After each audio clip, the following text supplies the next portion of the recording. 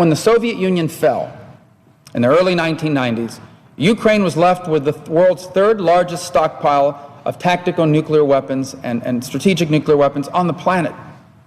But they signed this agreement with the United States, the United Kingdom, and Russia that basically said, if you give up your nuclear weapons, we, these three countries that signed to this, will provide for your defense and assure you of your defense. And so Ukraine did that. They gave up these weapons.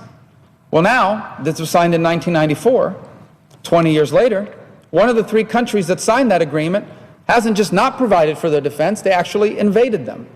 And I want to make a point on this for a second. Think about if you're one of these other countries around the world right now that feels threatened by your neighbors, and the United States and the rest of the world are going to you and saying, listen, don't develop nuclear weapons. Don't develop nuclear weapons, South Korea. Don't develop nuclear weapons, Japan. Don't develop nuclear weapons, Saudi Arabia. We will protect you. We will watch out for you. What kind of lesson do you think this instance sends to them?